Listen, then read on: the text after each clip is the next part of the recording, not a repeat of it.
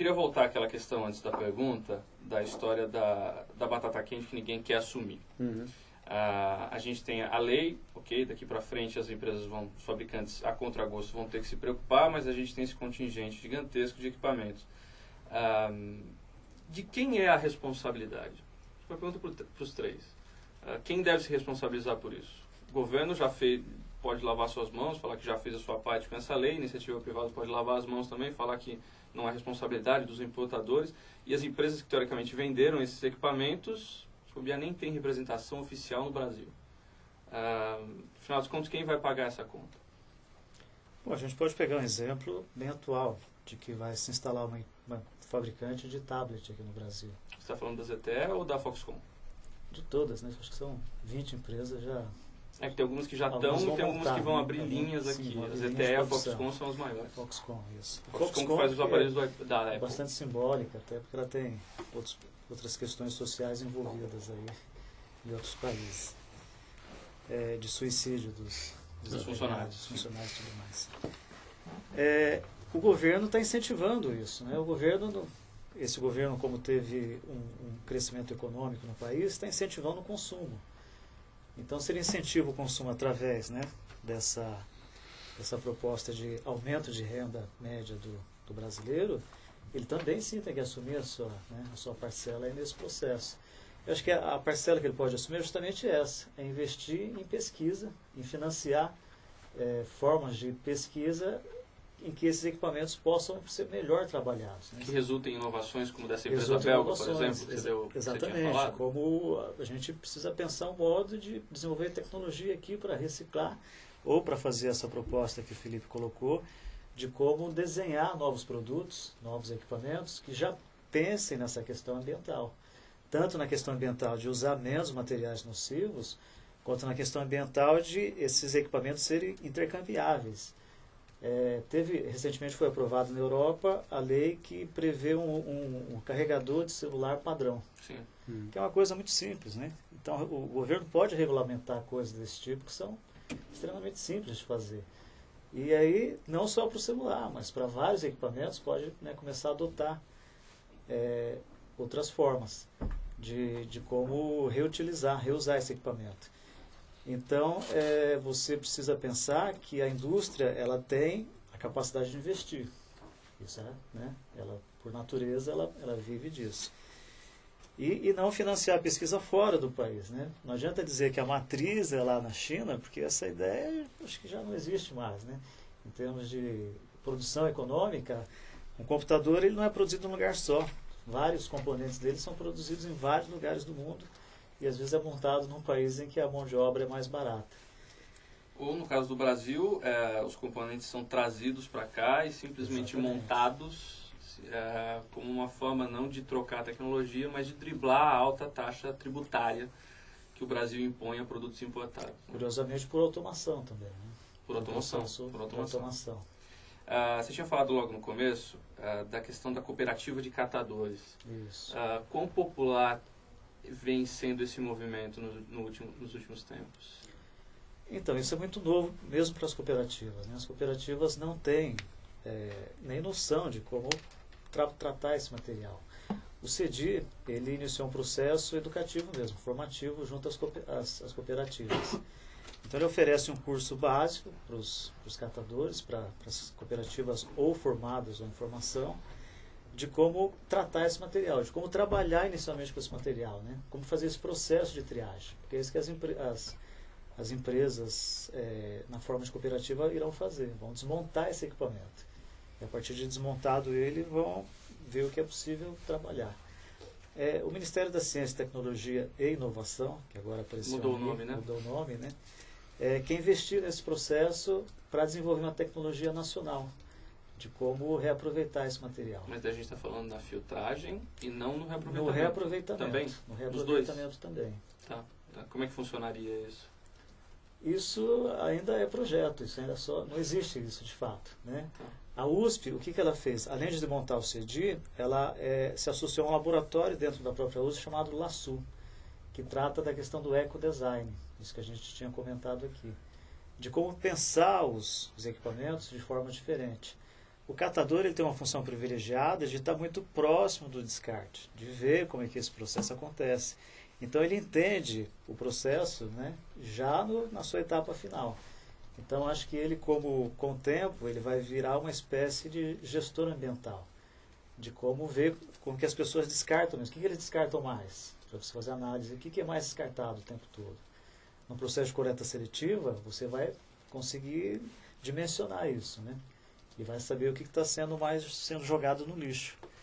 A gente na Santa Efigênia, ao fazer uma pesquisa por lá, já viu que televisões de LCD já estão sendo descartadas.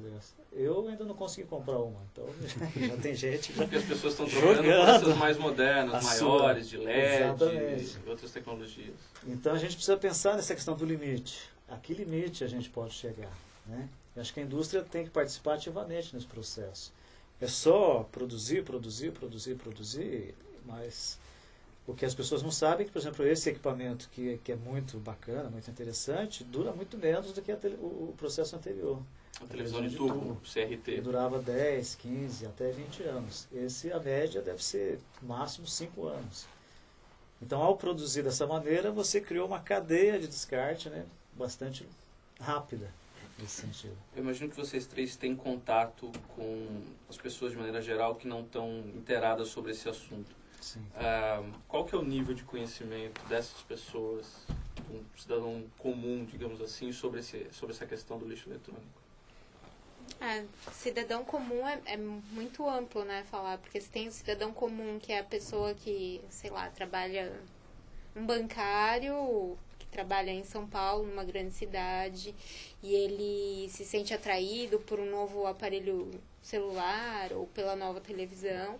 Você tem o cidadão comum que, por exemplo, está numa zona descentralizada também, numa área de manancial, e que ele tá tendo a oportunidade de comprar o primeiro celular parcelado em 20 vezes e com câmera, e está super atraído por essas novas tecnologias e não tem conhecimento nenhum. Então, essa questão do lixo eletrônico, ela, enfim, não depende muito do nível da escolaridade, do poder aquisitivo. As pessoas ainda não caiu a ficha das pessoas que aquele produto que é lindo, na propaganda da Apple, na propaganda, sei lá, qual for, ele tem um fim trágico lá na Santa Efigênia, de um catador sem luva, sem proteção, abrindo aquela máquina com as mãos todas machucadas, que está sendo contaminado por aquele processo. Eu acho que as pessoas ainda não entenderam toda essa cadeia produtiva. De onde vieram aqueles componentes e qual vai ser o fim daquilo lá. De repente, eles imaginam que é a mesma forma de um lixo orgânico, que você coloca lá, vai para um aterro e aquilo se decompõe. Vai fazer um adubinho numa hora. Exatamente. Por exemplo, na área de manancial aqui na represa Billings, você encontra terrenos baldios, assim, próximo à balsa, próximo à represa, com depósitos de lixo eletrônico lá, assim, na área de manancial. É óbvio que aquilo tá indo para a água, que tá... não é, assim, um córregozinho que vai alcançar, vai contaminar 100 pessoas. Qual represa da cidade de São Paulo? Eu vejo bastante as pessoas que não estão inteiradas do assunto, tem muito esse equívoco de achar que reciclagem de eletrônica é parecido com reciclagem de alumínio, então manda para o lixo que algum catador vai pegar e tal. As pessoas estão muito alienadas de como as coisas realmente acontecem. E em geral não se preocupam muito. Falam, eu vou jogar aqui, vou jogar no lixo. Eu escuto isso porque, enfim, sempre onde eu moro, desde que a gente começou a reciclagem, sempre tem lixo eletrônico empilhado. E geralmente quem mora comigo acaba dizendo, se não der um jeito disso aí, eu vou jogar tudo no lixo. Eu falo, não, isso aqui é tóxico. Não é meu problema, a prefeitura que se vire. E eu acho que a tua pergunta de antes, que é de quem é a responsabilidade, eu acho que a gente tem uma questão aí que é a responsabilidade de todo mundo. Continua sendo do governo, apesar da política de resíduos sólidos, sim, ainda é a responsabilidade do governo que tem que regulamentar, principalmente o poder público local agora tem que agir. Todas as administrações municipais têm que criar alguma resposta para a população. Como que a população faz pressão para isso? Cara, liga para a prefeitura, fala o que eu faço com o lixo eletrônico. grava o que eles disserem. A prefeitura vai dizer, ou não é meu problema, mande para o fabricante, ou vai dizer, joga no lixo mesmo. Qualquer uma das duas respostas é uma resposta errada. Já estão previstas metas, né? Até 2014 esse programa tem que estar pelo menos encaminhado. Né? Sim. Então, assim, continua sendo do poder público. Continua sendo das empresas, porque mesmo que elas não tenham fabricado todo o material eletrônico que está no Brasil, elas fabricaram boa parte. Que elas queiram dizer que seja 40%, que seja 50%, 60%, não interessa quanto. Mas elas têm responsabilidade nisso também. E principalmente a responsabilidade da sociedade, no sentido de que cada pessoa contribui para esse problema, sempre que compra um material eletrônico, sempre que joga alguma coisa no lixo, sempre que troca o celular a cada 3, 4 meses. Eu já vi gente trocar 3 celulares no mesmo ano.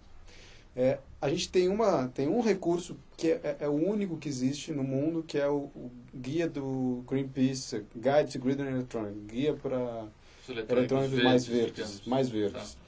Tá. Que é um pequeno guia que eles fazem a cada 3 ou 4 meses, que eles acompanham os principais fabricantes de eletrônicos do mundo, como que esses caras estão se comportando em termos ambientais, sociais, no tipo de material que eles utilizam.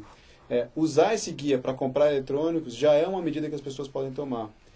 Perguntar para o fabricante do computador, do celular, ligar para o fabricante antes e dizer, vocês recolhem esse material depois que eu não usar mais, isso já é uma medida. Então todo mundo tem que se envolver com isso. E é uma questão que vai crescer cada vez mais. Se não resolver isso, daqui a 10 anos a gente vai estar atravessando a rua com um monte de lixo, vai tropeçar no lixo na rua, porque vai ter cada vez mais material. Ou seja, a gente tem uma questão política, a gente tem uma questão industrial, mas também tem uma questão de consciência social que envolve os consumidores, todos nós, para não achar que simplesmente é uma coisa que a gente vai conseguir empurrar com a barriga. Lorena, temos perguntas finais para encerrar? Temos uma pergunta que é bem legal e bem instrumental até. O pessoal está querendo saber aqui onde eles se informam para saber onde descartar o lixo eletrônico, para onde eles ligam, enfim, um número mesmo de serviço, onde eles podem se informar sobre isso. Número, acho que não existe. Não existe. Tem uma forma de contato, então, se alguém quiser saber mais. Tem uma coisa que é o blog Lixo Eletrônico, lixoeletrônico.org, sem BR, que fala um pouco sobre a questão toda. Infelizmente, isso é parte da questão que a gente tem que tratar. Não existe uma resposta para essa pergunta. Todo mundo me pergunta, porque eu trabalho com metalicidade, todo mundo me pergunta, o que eu faço com o meu lixo eletrônico? Eu falo, não sei. Primeira coisa, liga para o fabricante, fala, eu tenho material de vocês aqui, quero me desfazer desse material. Segunda coisa, liga para a prefeitura, fala, eu tenho lixo eletrônico aqui, quero me desfazer. São as medidas que a gente pode fazer para começar a fazer pressão para que essas coisas aconteçam. Vocês têm um guia desse no blog, lixo eletrônico? A gente sempre comenta quando o guia é publicado, então a gente até traduz, às vezes, algumas partes e tal. A gente gostaria de fazer uma versão brasileira, mas acaba não sobrando tempo, porque o blog é um projeto independente, autossustentado e que as pessoas fazem quando tem tempo. Assim, mas o blog está lá, está no ar desde 2008, aí, tentando trazer questões mais estruturadas e referências de fora também. Ótimo. Bom, encerramos então. Queria agradecer ao Marcelo, ao Mário e ao Felipe por participarem. Obrigado pela discussão. Esse foi o 4º debate do Encontro EducaRede 2011, promovido pela Fundação Telefônica. Espero que vocês tenham gostado. Obrigado, eu sou o Guilherme, um abraço, tchau.